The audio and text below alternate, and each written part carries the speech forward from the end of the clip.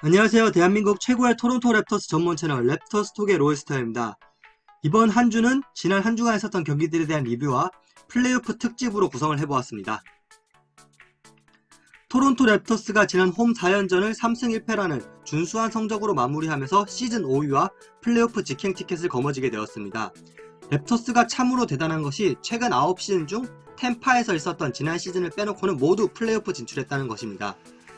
하지만 랩터스의 상대 아직 결정되지 않았습니다. 시즌 최종전이 지나서야 보스턴 셀틱스, 밀워키 벅스, 필라델피아 세븐티식서스 간의 2위에서 4위 순위가 정해질 모양입니다.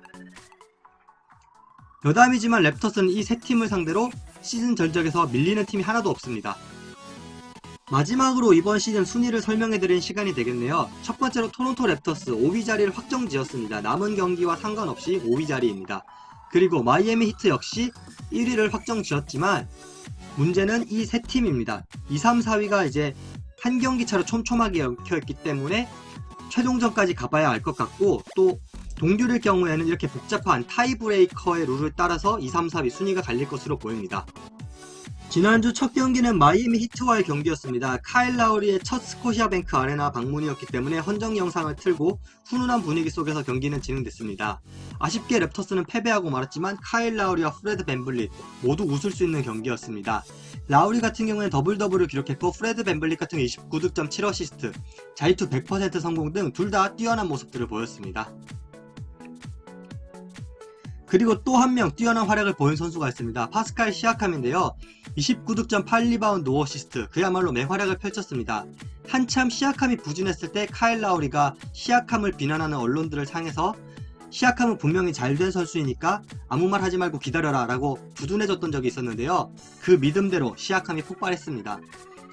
그리고 랩터스의 슈퍼루키가 랩터스의 레전드 카일 라우리를 상대로 이제 19득점 7리바운드 2스틸 좋은 모습을 보여주면서 랩터스 레전드에게 랩터스는 걱정 없다, 랩터스 문제 없다, 이런 걸 제대로 보여준 하루였습니다. 이어지는 애틀랜타 혹스와의 경기, 랩터스가 초반에는 좀 밀려다니면서 고전을 했지만 2쿼터 역전에 성공했고 후반전은 비교적 쉽게 승리를 가져갈 수 있었습니다. 이날 7위에 있었던 클리브랜드 캐벌리어스가 패배하면서 랩터스의 플레이오프 직행이 확정되었습니다. 이날은 두 명의 선수가 더블더블을 기록했는데요. 첫 번째로 시아캄이 31득점 13리바운드를 거뒀고 스카티 반즈도 19득점 14리바운드로 애틀랜타의 골밑을 완전히 털어버렸습니다. 경기의 승리와는 별개로 랩터스의 3점 슛감은 정말 최악이었는데요. 전반전 13개를 쏴서 딱 하나밖에 성공시키지 못했습니다. 그렇지만 랩터스 페인트존 공략과 공격 리바운드를 따냄으로 인해서 승리를 가져갈 수 있었습니다. 프레드 밴블릿, 이날 시즌 최악의 모습을 보여줬다고 해도 과언이 아니었는데요.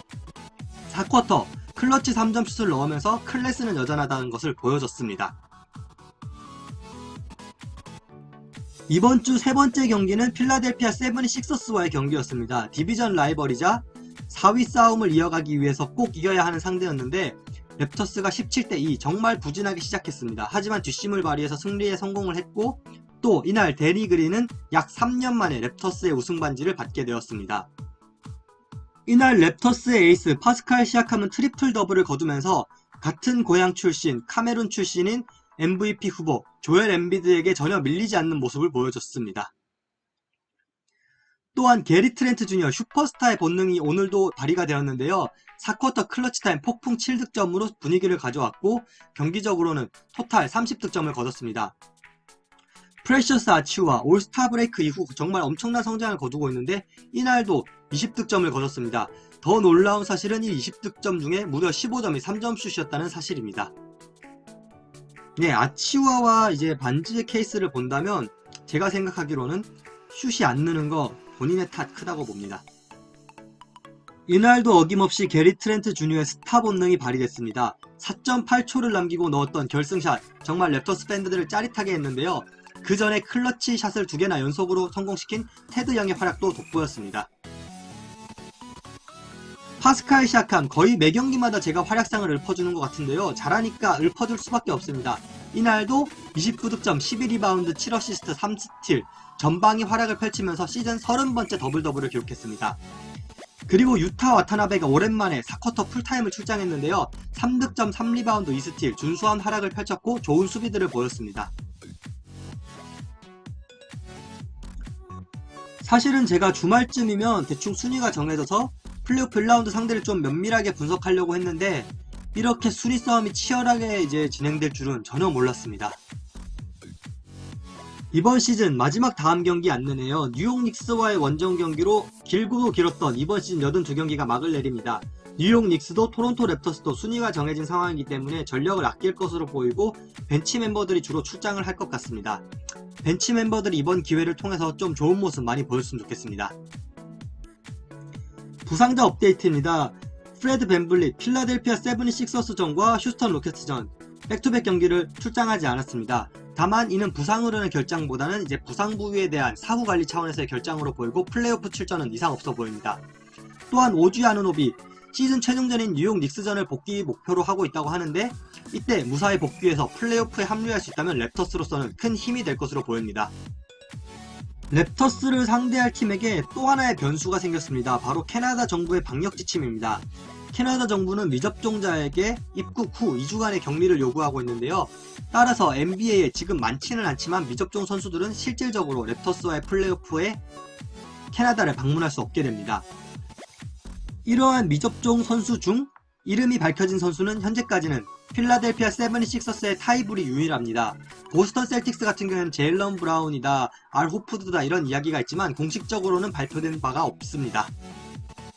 잠깐 랩터스 905 소식입니다. NBA G리그는 본 NBA 리그보다 일찍 시즌을 마감했고 벌써 플레이오프에 들어갔습니다. 랩터스 905는 동부 1위로 시즌을 마감했고 이미 동부 세미파이널을 연장 승부 끝에 승리를 해서 컨퍼런스 파이널에 진출한 상태입니다. 앞으로 남아있는 경기는 컨퍼런스 파이널이 있고 만약 이 경기에서 승리를 한다면 파이널을 치르게 됩니다. 따라서 저스틴 샴페니와 델라노 벤트, 랩터스 905의 두 에이스 선수들이 출전을 할 것으로 보이고 이에 따라서 플레이오프는 좀 더 늦게 합류할 가능성도 있습니다. 랩터스의 플레이오프 1라운드 상대, 아까도 말씀드렸지만 결국 최종전까지 가야 알 수 있습니다. 2위 미러키 벅스도 패배를 하면 시드가 내려가기 때문에 최종전을 본 후에야 제가 말씀드릴 수 있을 것 같습니다. 이렇게 되니까 오히려 하위 시드인 랩터스가 마음이 편하게 됐습니다. 랩터스는 이미 5위로 순위가 결정됐기 때문에 최종전도 그렇게 무리하지 않고 쉴 수 있는 여유가 생겼고 또 캐나다의 방역 정책으로 출전하지 못하는 선수들이 있는 팀이 있기 때문에 그것 또한 상대팀에게는 부담이 될 것으로 보입니다. 제가 이번 주 준비한 자료는 여기까지입니다. 좋아요, 구독, 댓글 모두 다 감사드리고요. 다음 주에는 좀 더 재미난 자료로 여러분들 찾아뵐 수 있도록 노력하겠습니다. 감사합니다.